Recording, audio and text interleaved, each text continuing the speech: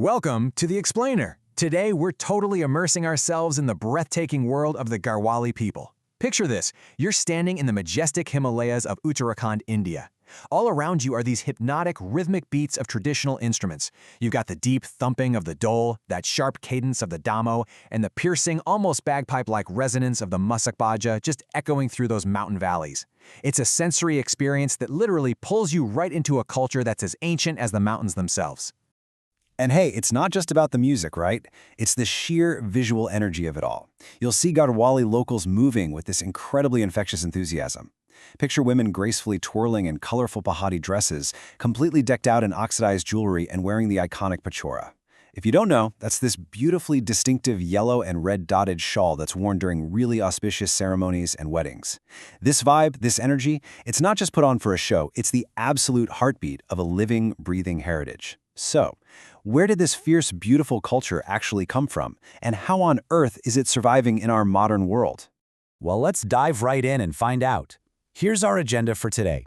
We're going to look at the people of the forts, their endangered linguistic heritage, the sacred lands and deities, what makes up a traditional Pahadi feast, and finally, the champions of the culture.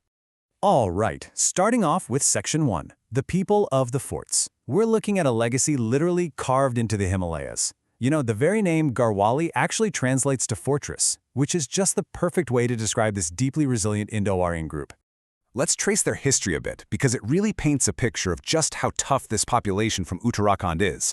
The very first mentions of this region pop up way back in the ancient Skanda Purana, where it was called Kedarkhand. Then, fast forward to the 15th century, and this landscape was dotted with 52 individual principalities, or Gars.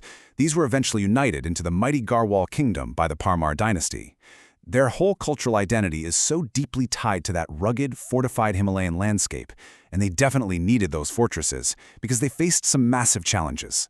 There was the Gorkha invasion in 1803 and the Anglo-Nepalese War in 1814, which ultimately led to the creation of British Garhwal.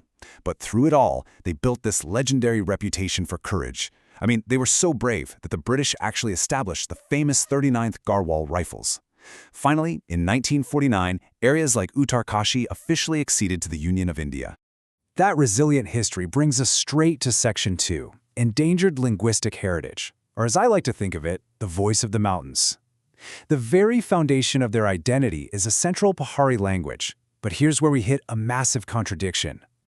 Over 2.2 million. That is the number of people who speak the Garhwali language today. It's actually one of the 325 recognized languages of India, and it boasts incredibly vibrant, distinct regional dialects, like Srinagari, which is the literary standard, and Pauri.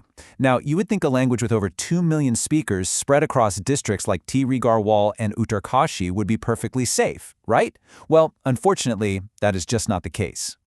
And this next point really highlights the urgency here. Despite having millions of speakers, the UNESCO Atlas of the world's endangered languages actually classifies Garhwali as a moribund language. Thanks to rapid modernization and globalization, the language is shrinking fast. This classification is a huge wake-up call for us. It means the language is sitting right at a critical tipping point, and there's a desperate need to consciously protect and preserve this linguistic heritage before the unique voice of these mountains fades away completely. That brings us to Section 3, Sacred Lands and Deities, a mythology older than epics. Because to truly understand the Garhwali people, you have to grasp their spiritual connection to the land, a connection that actually predates the Ramayana and the Mahabharata. So what does this spirituality look like geographically? Well, the region is home to the incredibly famous Chota Chardham pilgrimage sites. But beyond that, there are these deeply fascinating local shrines. For instance, you have the Thari Devi Temple on the Alaknanda River. Locals actually believe the upper half of the idol there miraculously changes its face as the day goes on, starting as a girl in the morning, turning into a woman, and finally into an old lady by evening. How wild is that? Then there's Kaliamath, which is the exact spot where goddess Kali is said to have defeated the demon Raktavija.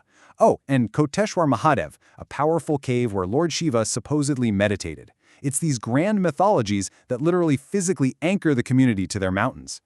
But hey, it isn't just about the grand, towering epics. Alongside major deities like Shiva and Kali, the Garhwalis have this beautifully intimate agrarian tradition. Basically, every single village worships their Bhumiyal. These are the ancestral guardians of the land. The villagers build these small stone shrines called thon to represent the guardians. When harvest time comes around, the very first crops are offered to the Bumiyal as a profound thank you for protecting their homes and food. I love this because it shows a culture that respects the divine scale of the universe, but never forgets to honor the soil right beneath their feet. Let's shift gears a bit and jump into Section 4, a traditional Pahadi feast. We're looking at a culinary revival happening right now in modern times. So how does an ancient culture survive today? Well, through pioneers like caterer Rajesh Kuksal. He noticed that local traditional food was totally missing from modern celebrations, and he decided to do something about it. For years and years, standard weddings in the region were serving up generic Punjabi, South Indian, or Chinese dishes. But today, there's this fierce revival of the traditional Gardwali menu. So instead of the standard fare, guests are getting to savor khanda soup, fanu, and manduaki roti. Just imagine tasting something like kapli. It's this traditional winter delicacy made of green spinach, slow-cooked to absolute perfection in a heavy cast-iron kadai. And for dessert, sweet, deep-fried arse. It is literally a mouth-watering experience that is practically forcing the younger generation to taste and appreciate their own heritage. And this cultural revival goes way beyond just the food on the plate. Event planners are weaving ancient mythology directly into modern ceremonies. Picture a modern Gardwali bride doing her bridal walk today. Instead of a standard entrance, she walks under a beautifully crafted ringal chatoli, a traditional umbrella. This isn't just a prop, it's a micro-narrative. It symbolically recreates the legendary journey of goddess Nanda leaving to meet her beloved Shiva at Mount Kailash. It is just a breathtaking way to make a modern bride feel deeply, intimately connected to the divine roots of her ancestors. That fierce cultural pride perfectly transitions us to our final section, Champions of the Culture, where we look at how this legacy is protected on a national stage.